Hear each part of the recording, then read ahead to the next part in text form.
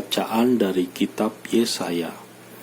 Di Gunung Sion, Tuhan semesta alam akan menghidangkan bagi segala bangsa suatu jamuan dengan masakan mewah, suatu jamuan dengan anggur yang tua benar, suatu jamuan dengan lemak dan sumsum, dan dengan anggur tua yang disaring endapannya. Di atas gunung ini, Tuhan akan mengoyakkan kain kabung yang diselubungkan kepada segala suku, dan tudung yang ditudungkan kepada segala bangsa.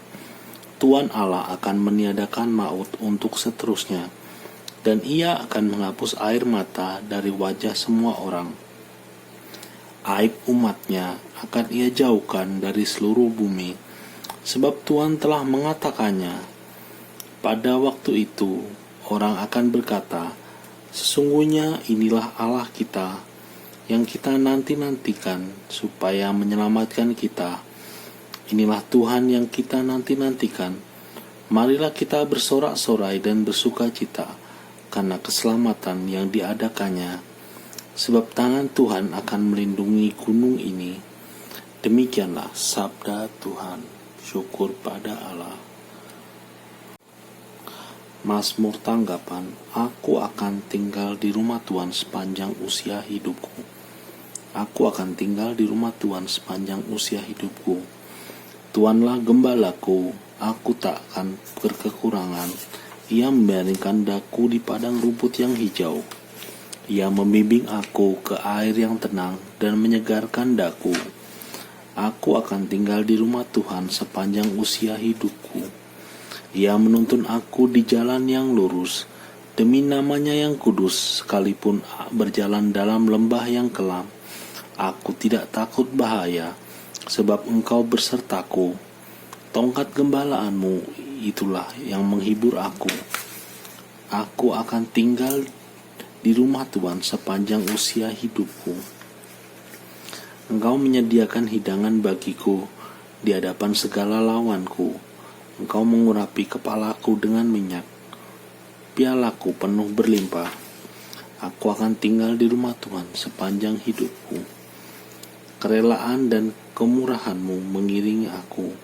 Seumur hidupku aku akan diam di dalam rumah Tuhan sepanjang masa. Aku akan tinggal di rumah Tuhan sepanjang usia hidupku. Bacaan dari surat Rasul Paulus kepada jemaat di Filipi.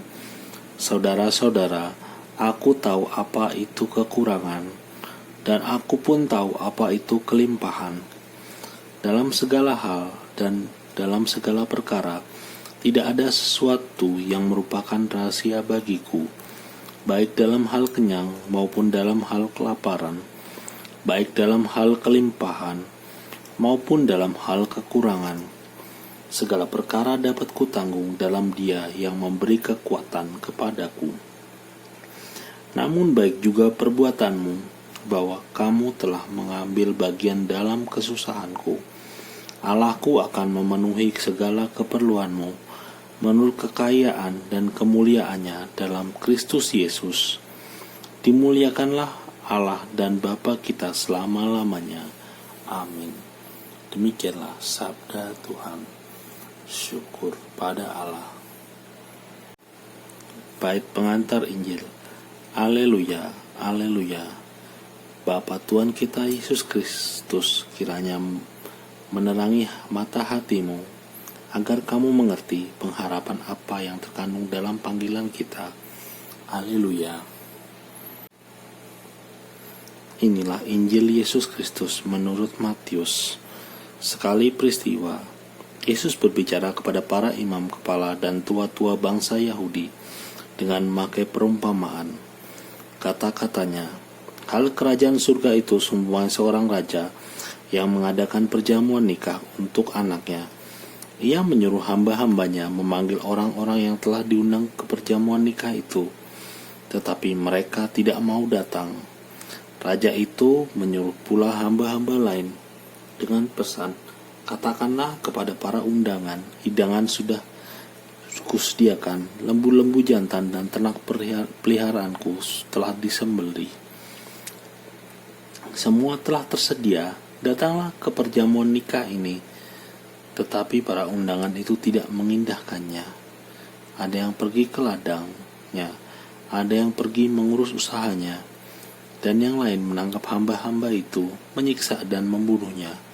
Maka murkalah raja itu, ia lalu menyuruh pasukannya ke sana untuk membinasakan pembunuh-pembunuh itu dan membakar kota mereka. Kemudian ia berkata kepada hamba-hambanya, perjamuan nikah telah tersedia, tapi yang diundang tidak layak untuk itu.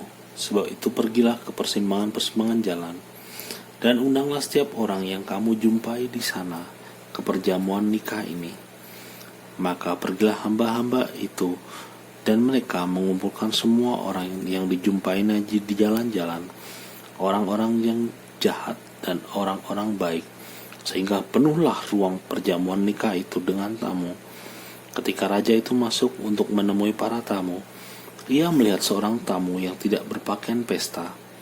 Ia berkata kepadanya, "Hai saudara, bagaimana saudara masuk kemari tanpa mengenakan pakaian pesta?" Tapi orang itu diam saja. Maka raja itu berkata kepada hamba-hambanya, "Ikatlah kaki dan tangannya, dan campakkanlah orang itu ke dalam kegelapan yang paling gelap. Di sana akan ada ratap dan kertak gigi. Sebab banyak yang dipanggil, tetapi sedikitlah yang dipilih." Demikianlah sabda Tuhan. Terpujilah Kristus.